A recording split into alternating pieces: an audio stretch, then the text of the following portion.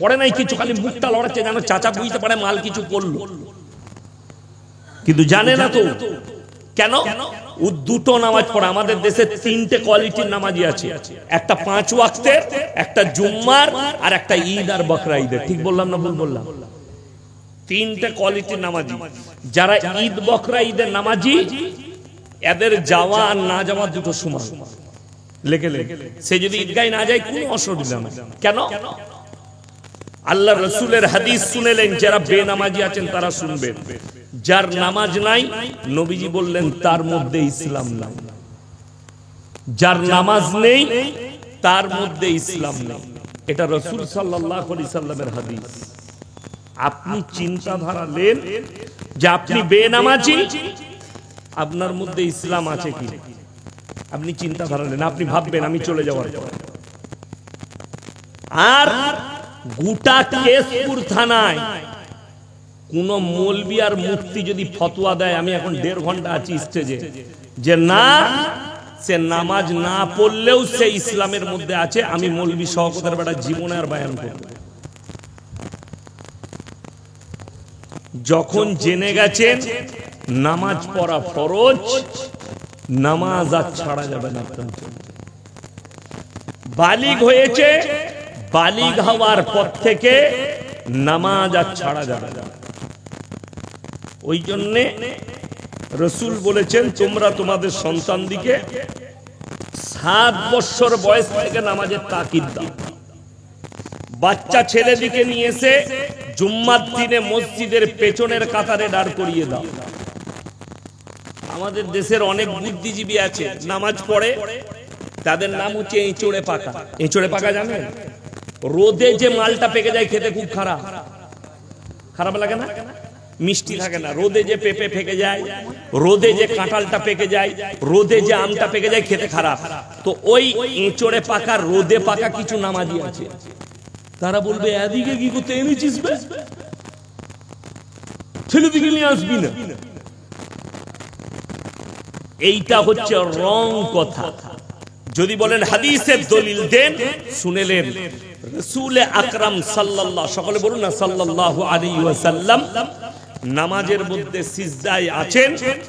হযরতে হাসান আর হোসেন খেলা করছেন। হযরতে হোসেন রাসূলের একবার পিঠে চাপছেন, একবার গর্দনে চাপছেন। ফাতেমাতুজ জাহরা রাদিয়াল্লাহু তাআলা আনহা এক চর মারলেন। নবীজি সাল্লাল্লাহু আলাইহি সাল্লাম নামাজ শেষ করার পরে ফাতেমাকে ধমক দিলেন, এ ফাতেমা তুমি জানো এ নাবালক এবং বাচ্চা মাসুম, আমার নামাজ থেকে হোসেন কখনো সিজদা করে, কখনো রুকু করে আমার পাশে দাঁড়িয়ে, কখনো বদমাশি করে, এর মধ্যে নামাজের তাকিদ হচ্ছে এটা। জোরে বলুন না সুবহানাল্লাহ। আর আপনার পিতা আপনার পাশে দাঁড়ালে আপনি রাগ করেন, বাচ্চারা এসে মসজিদে পেছনের কাতারে হট্টগোল করলে রাগ করে। আমাদের দেশের অনেক লোক আছে, কেশপুর মাদ্রাসায় যদি আপনি মসজিদে নামাজ পড়েন, মাদ্রাসায় আসরের নামাজ পড়লেন, দিয়ে আপনি লাস্টে গেলেন উজু করে, একবারই পেছনের কাতারে দাঁড়িয়েছে। পেছনের কাতারে বাচ্চারা আছে, ছোট ছোট তালবিলি, তারা হট্টগোল করেছে, খেলাধুলা করেছে, হাসি ঠাট্টা করেছে। আপনি দেশে এসে বললেন ওদিকে মুড়ি চাল দিবি না, সালারা কিচ্ছু করে না, নামাজে খেলা করে। তা আপনাকে না বালক ছাড়া আর কিছু ভাবা যাবে না যে আপনি বালিগ হতে পারেন না। কেন? যে বাচ্চাটাকে দিয়েছেন ওটা মাসুম বাচ্চা। ওই বাচ্চাটা যখন ফার্স্ট কাতারে যাবে, কাফিয়া, সরজমি, মুক্তাসার, হাফিজে কোরআন হয়ে যাবে, আর ফার্স্ট কাতারে সেকেন্ড কাতারে চলে যাবে, তারপরে আপনাকে দেখতে হবে তার আখলাক, তারপরে আপনি মন্তব্য করবেন। ওই জন্য নামাজ কম্পালসারি পড়তেই হবে। যতগুলো ভাই এসে বসেছেন, যারা জলসা দিয়েছে, যারা জলসা কমিটির মধ্যে আছেন কিংবা নেই, যারা বেনামাজি আছেন, হাত তুলে বলুন আজ ফজর থেকে কেউ নামাজ কাজা করবো না। হাত তুলুন, হাত তুলেন, তাড়াতাড়ি হাত তুলেন। জোরে বলুন ইনশাআল্লাহ। নামাজ কাজা করা যাবে, ফজর থেকে নামাজ ধরে জলসা কামিয়া। দুঃখটা কোথায় জানেন? আমি কেশপুর মাদ্রাসায় গুজরাটে যখন দাঙ্গা হয়েছিল, তারপরে আমি বোম্বেতে ছিলাম, তারপরে গুজরাট গেছে, আমার শরীর খারাপ হয়েছিল। আমি মধ্যের বছরে বাড়ি এসেছিলাম, শরীর 15-20 দিনে সুস্থ হয়ে গেল। আব্বাজি বললে কেশপুর মাদ্রাসায় কোরআনটা শুনিয়ে বসে থাকবে। আমি এসেছিলাম, 6 মাস ছিলাম কেশপুর মাদ্রাসায়। এলাকাটা ঘুরে দেখে নিয়েছি, আমার ব্রেনে এখনো গাঁথা আছে এলাকা। অনেক গ্রামে গেছে, অনেক গ্রামে। কি মানুষ মরে গেলে খানা, মানুষ মরে গেলে তাদের যা হচ্ছে হচ্ছে, বাকি গ্রামের লোকের, এলাকার লোকের পর্দা পড়ে গেল। কেন? মানুষ মরে গেছে, সে পাপ করুক, মদের ভাটিতে মারা যাক, গাঁজার ভাটিতে মারা যাক, যত রকমের অন্যায় করে মারা যাক, খালি মিলাদ পড়িয়ে দিলেই জান্নাত। ঠিক বললাম না ভুল বললাম? আমাদের দেশে মাতালের মিলাদ হয়, হয় না? হয় না? রাগ করেন না। গাঁজাখোরের মিলাদ হয়, সুদখোরের মিলাদ হয়, হয় না? হয় না? নাস্তিকের মিলাদ হয়। যেহেতু সে তো মুসলমান ঘরে জন্ম নিয়েছে, আপনাকে কে বলল মুসলমান ঘরে জন্ম নিলেই মুসলমান হয়? এই ভুলটা আমি আজকে ভাঙিয়ে দিয়ে যাব। মুসলমান ঘরে জন্ম নিলে মুসলমান হওয়া যায়। বহুজন জন্মে, যদি বলেন না, এখন চিন্তা ধারালেন সমাজকে কিভাবে বাঁচাবে। যদি বলেন কেন হুজুর, মুসলমান তো মুসলমান আছে, দোয়া কবুল হওয়ার জন্য নবীজি সাল্লাল্লাহু আলাইহি সাল্লাম হাদিসে শর্ত রাখা হয়েছে, কোরআনে শর্ত রাখা হয়েছে হালাল খাবার। হালাল খাবার মানে কি? জবাই করা মাংস না, আপনি যেটা রোজগার করছেন সেটা হালাল। মুসলমানরা কি বুঝেছে? আপনি মনে করলেন হালাল মানে জবাই।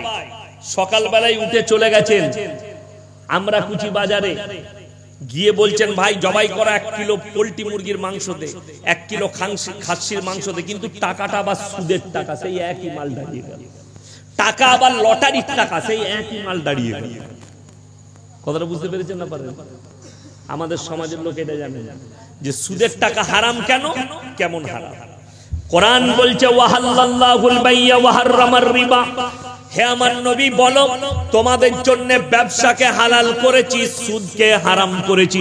আমার নবী বিশ্ব নবী বললেন, হে আমার সাহাবীরা শোনো, এও যদি 1 টাকা সুদ খায়, নিজের মায়ের সঙ্গে 36 বার জিনা করার সমান পাপ হবে। নাউজুবিল্লাহ বলে, 36 বার জিনা করার সমান পাপ হবে। একটা ছোট্ট ঘটনা শোনাই, বুঝতে পারবেন সুদ কতটা ডেঞ্জার।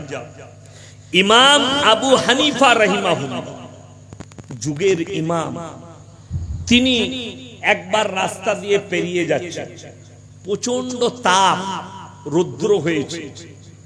তো একজন বলছে, হে ইমাম, এত রৌদ্রতে যাচ্ছেন, আপনার কষ্ট হচ্ছে, আপনি এখানে ছেঁতে একটু দাঁড়ান।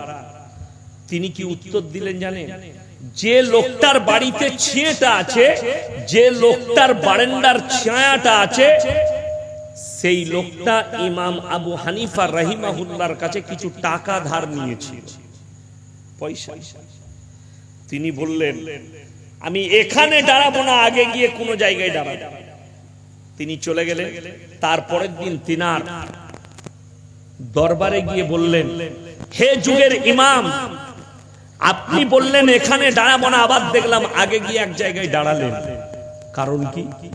বললে, তুমি যে জায়গায় দাঁড়াতে বলছিলে ওই ব্যক্তি আমার কাছে টাকা ধার নিয়েছে, আমি যদি ওখানে দাঁড়াতাম আর আমার দিল যদি বলে দিত যে এ টাকা ধার নিয়েছে, আমাকে কিছু বলতে পারবে না, এটাও এক ধরনের সুদ হয়ে যেত। জোরে বলুন সুবহানাল্লাহ।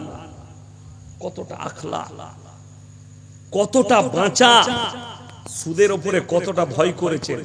আর আপনি বলছেন আমি ইমাম আবু হানিফাকে মানি, অথচ তার চরিত্র, তার আখলাক মানেন না, তার চলার পথটা মানেন না। এইটাই হচ্ছে পার্থক্য। আপনি হারামটাকে হারাম ভাবছেন। লটারির টিকিট যদি হালাল হতো, ওই ব্যবসাটা সর্বপ্রথম আমরা মৌলবীরা করতাম, ঠিক কিনা? লটারির টিকিট হালাল হলে সকাল বিকাল সব থেকে কম বেতন আমাদের সমাজে কার? কথা বলে না, কার? ইমাম সাহেবের। আপনাদের ইমামের বেতন কত? ইমামের কত? 10,000।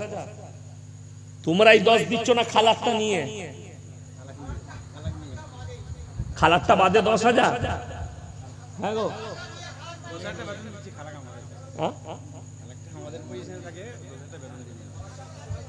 এরপর একটা কথা বলে দিই, ইমাম ভাতার পয়সাটা মসজিদে লাগানো যাবে না। যদি কোনো মুফতি বলে দেয় মসজিদে লাগানো যাবে, আমি মৌলবি শওকতের বেটার জীবনে আর বক্তব্য দেব। চ্যালেঞ্জ।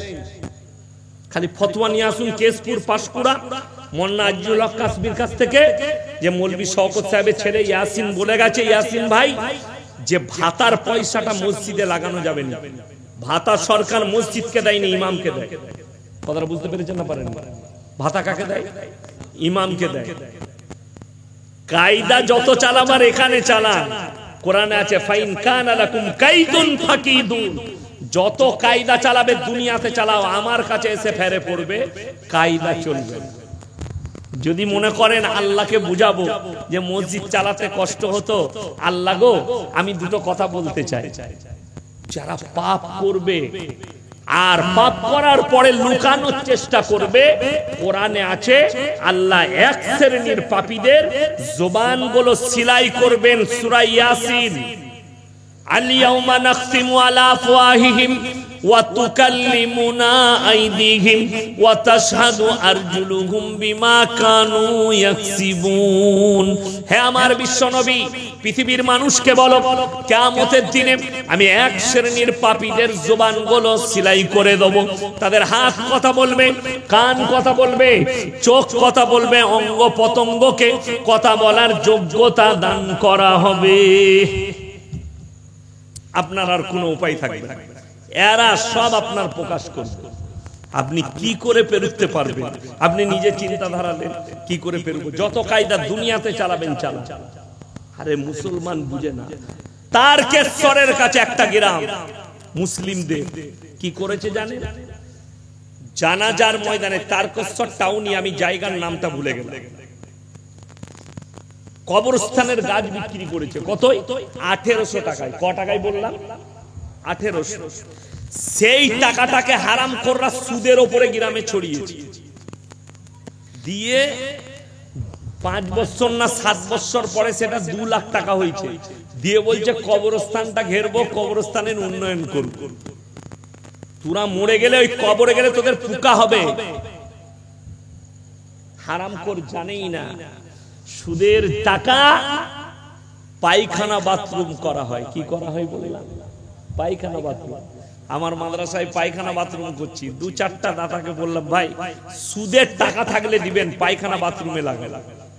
দানের টাকা, সুদের টাকা, ব্যাংকের সুদ, সরকার যেটা দেয় খাওয়া যাবে না, ওই টাকাটা দিবেন, পায়খানা করে লাগিয়ে দেবেন, নোংরা যায়।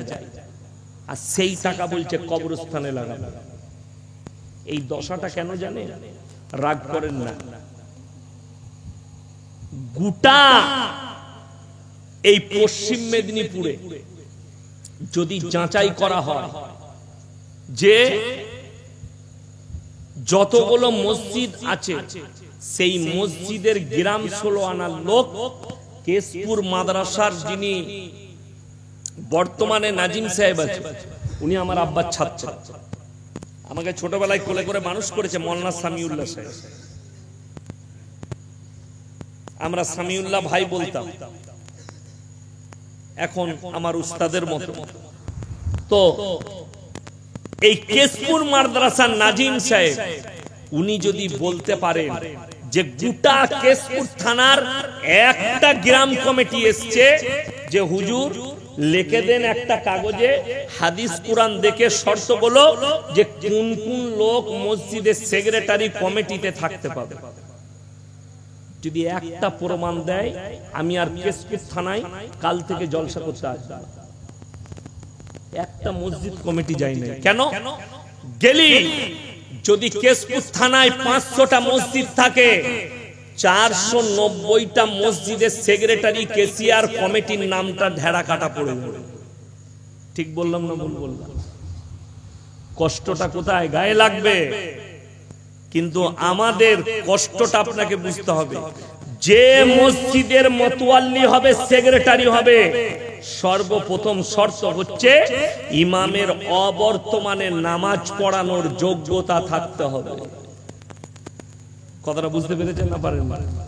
হ্যাঁ, আমাদের বর্ধমান জেলায় জায়গার নাম করব না, মসজিদ আছে এরকম, মসজিদের পাশে বিরাট বড় পুকুর, পুকুরে 40টা তাল গাছ চারিদিকে, তাল গাছ।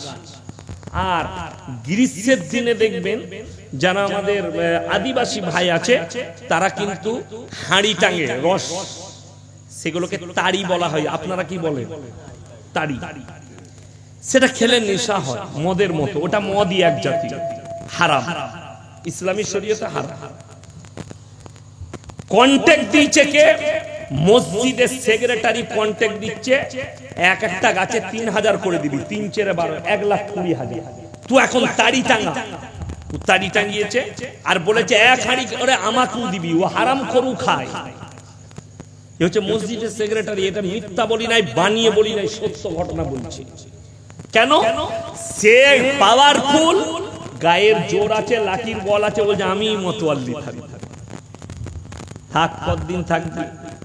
মরে যাওয়ার পরে বুঝতে পারবে। বড় কষ্ট লাগে, দুঃখ লাগে। সেই পয়সা ইমামকে বেতন দিচ্ছে, এই জানেও না এটা হারাম, এ জানেও না। এরপর আপনাকে বলে দিই, আপনাদের ইমামকে 10,000 বেতন দেন, আর একটা লোক যদি টোটো চালায় প্রত্যেক দিন, এখন 500 টাকা ইনকাম আছে না নাই? কথা বলে, তাহলে 3-5-এ 15,000 টাকা ইনকাম। তারপরেও নিজের বউকে রাস্তায় বার করেছে বন্ধন লোন আর গ্রুপ লোন করবে। আপনি দেখিয়ে দেন, আপনার গ্রামের যে ইমাম আছে, ও আমার থেকে অনেক জুনিয়র। তখন ও ছোট ছিল, আমি যখন কেশপুর মাদ্রাসায় ছিলাম। আপনারা অবাক হবেন শুনলে। আপনাদের ইমাম সাহেবের স্ত্রীর জন্য শুনেছেন বন্ধন লোন গ্রুপ লোন করে রাস্তায় বেরিয়ে? কথা বলে না? শুনেছেন? শুনবেন। আমাদের বৌদিকে রাস্তায় বেরুতে হয় না। আমার আব্বার মাদ্রাসায় আমার 11,000 টাকা বেতন, আমি শিক্ষক আমার আব্বার মাদ্রাসা। আমাদের বিবিদিকে, ইমামের বিবিদিকে রাস্তায় বেরুতে হলো না। তুমি 30,000 রোজগার করো, তোমার বউকে রাস্তায় পার করতে হলো বন্ধ লোন আর গ্রুপ লোন নিয়ে। তুমি চিন্তা ভাবনা করবে। মায়ের দিকে বলে যাচ্ছি, তোমরা চিন্তাধারা দিবে। পুরুষরা এখন আবার পুরুষদের এক শ্রেণী বেরিয়েছে, বলছে কে বললে মহিলারা ইনকাম করতে পাবে না? শুনেলেন, মেয়েদের ইনকাম করা শরীয়তে হারাম। আমি মৌলবি শওকতের বেটা বললাম। চ্যালেঞ্জ কোন মৌলবি করলে আমার সঙ্গে অ্যাকসেপ্ট করুন, কোন মুক্তি করলে অ্যাকসেপ্ট করুন। আলহামদুলিল্লাহ, মেয়েদের ইসলামী শরীয়তে ইনকাম করার কোন রাস্তাই নাই, চাকরি করার কোন রাস্তাই নাই। মহিলারা সংসার করবে, স্বামীর কর্তব্য, তার সমস্ত দায়িত্ব পালন করবে। যদি তার ডাল আলু জুটে, তার ডাল আলু খাবে, যেন রুজিটা হালাল হয়, খাবারটা হালাল হয়। অবাক লাগবে শুনে আপনাকে তথ্যটা আমি দিয়ে যাচ্ছি। একজন ফিল্মের আর্টিস্ট, তার নাম হচ্ছে জাভেদ জাফরি। তাকে কিছু ছেলে প্রশ্ন করছে। স্যার, একটা ছেলে দাঁড়িয়ে প্রশ্ন করলো যে স্যার আপনি একটু বলুন তো। বলে क्या बात है? बोले दुनिया के सारे लोग दुनिया के पीछे भाग रहे हैं। দুনিয়ার মানুষ এখন দুনিয়ার পেছনে ছুটছে না? ছুটে না? দৌলতের পেছনে, দুনিয়ার পেছনে। সকাল হচ্ছে দুনিয়া দুনিয়া করছে। তিনি জিজ্ঞেস করলেন, तुम कौन से धर्म से हो? से बोले मैं मुसलमान हूं। कि उत्तर दिले जाने से आर्टिस्टों मुसलमान। से बोले ये मुसलमान, तू दुनिया के पीछे मत भाग, तू 1400 साल पीछे चला जा, दुनिया तेरे पीछे भागेगी। मुसलमान তুমি 1400 বছর পেছনে চলে যাও, দুনিয়া তোমার পেছনে ছুটবে। তার কথার ইশারা হচ্ছে মুসলমান রাসূল আকরাম সাল্লাল্লাহু আলাইহি সাল্লামের আখলাক আর চরিত্রের উপরে, কোরআন হাদিসের উপরে চলো, দুনিয়াকে তোমার পেছনে আল্লাহ ছুট করাবে।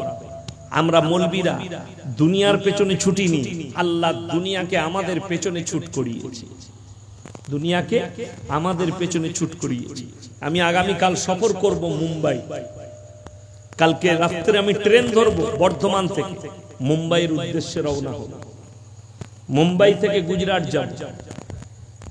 এতগুলো দাওয়াত করেছে, আমি কোথায় কখন টাইম দেব এখনো চিন্তা করে পাচ্ছি না। যারাই শুনেছে আসছে হুজুর একদিন আমার বাড়িতে খেতে হবে, হুজুর একবেলা আমার বাড়িতে সময় দিতে হবে, একজনকে নাস্তা, অথচ তারা করোড়পতি। আল্লাহ আমাদেরকে সম্পদ দেয়, আমরা করোড়পতি লয়। আল্লাহর কসম দ্বীনের উপরে প্রতিষ্ঠিত আছি। রাসূলের হাদিস শুনেলেন, আমার নবী বিশ্ব নবী বললেন, যারা আল্লাহর রাস্তায় দ্বীনের পথে থাকবে আল্লাহ মৃত্যুকাল পর্যন্ত তাদেরকে ইজ্জতের রুজি দান করবে। জোরে বলুন সুবহানাল্লাহ। আলেমরা দ্বীনের খিদমতে আছে। আপনি আপনার ইমামকে 10,000 বেতন দিচ্ছেন, তাকে কখনো লটারি কাটতে হয় না। আপনি 50,000 টাকা ইনকাম করেন, আপনাকে লটারি কাটতে হচ্ছে। আপনি ভাবনা চিন্তা করবেন রাত্রে শুয়ে, আল্লাহ তুমি আমার হালাল পয়সার দ্বারা তুমি হারাম কাজ করাচ্ছ। সারাদিন টোটো চালিয়ে 10,000 ইনকাম করলেন, অথচ সেই হালাল টাকাটা একদম পাক্কা হালাল ওই ব্যবসাটা, সেই টাকাটা নিয়ে হারাম জিনিস করছো, তুমি লটারি কাটছো। তোমার থেকে দুর্ভাগ্যবান কে আছে? তুমি সিজদায় পড়ে আল্লাহর কাছে কাঁদো, আল্লাহর কাছে। ভালো মন্দ খাওয়াটা, দুনিয়ার সহলতটা, এটা কামিয়াবি নয়। যারা মনে করছেন দুনিয়াতে ভালোভাবে থাকা, ভালো মন্দ খাওয়া, ভালোভাবে চলা, হারাম হোক আর হালাল হোক, আমার কাছে টাকা আসুক, আমি এসো আরাম করব, এইটাই হচ্ছে দুনিয়া। শুনেলেন, এটার নাম কামিয়াবি নয়। কামিয়াবি হচ্ছে ওইটা, সারা জিন্দেগি হালালের উপরে কাটিয়ে আমার জীবনটা অতিবাহিত হলো, এইটাই হচ্ছে কামিয়াবির রাস্তা।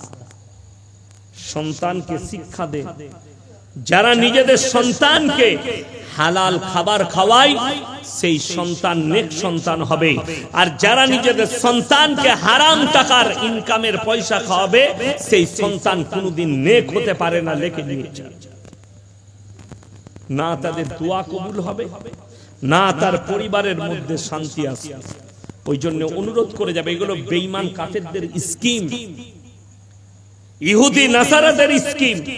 মুসলমানদের ইমানকে ধ্বংস করে এদের মা বোনকে রাস্তায় নিয়ে এসে এরা যেন রাস্তায় চলে আসে, এরা যেন রাস্তায় বেরিয়ে পড়ে।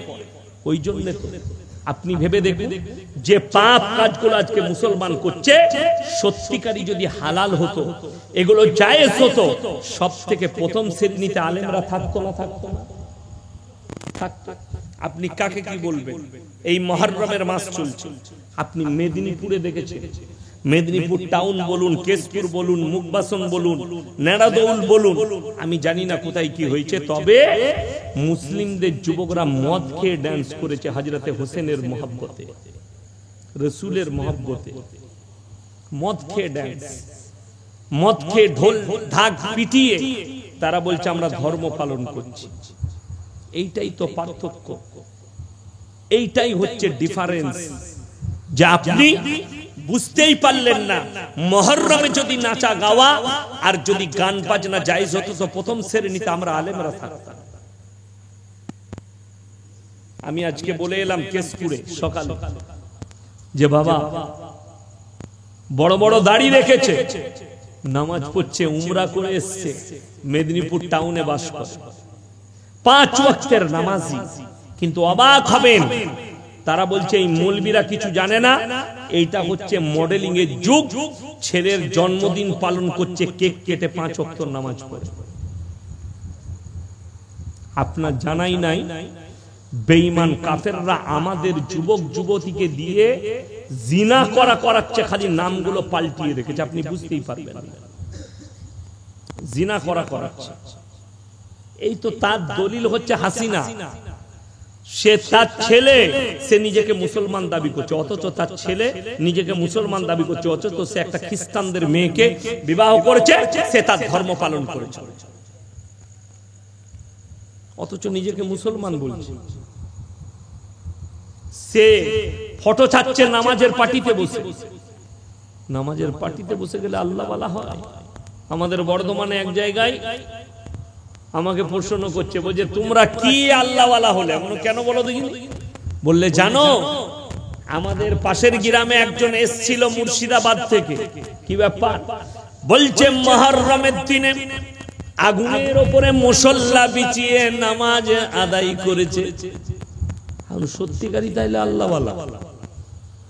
আগুনের উপরে মুসল্লা বিছিয়ে। আমি তাকে বললাম আমার একটা কথা শুনবে। বলে কি? আমরা আগুনের উপরে মুসল্লা বিছিয়ে নামাজ তখন পড়া যায় যখন গাঁজা কিংবা মদ খাওয়া যায়, তার আগে।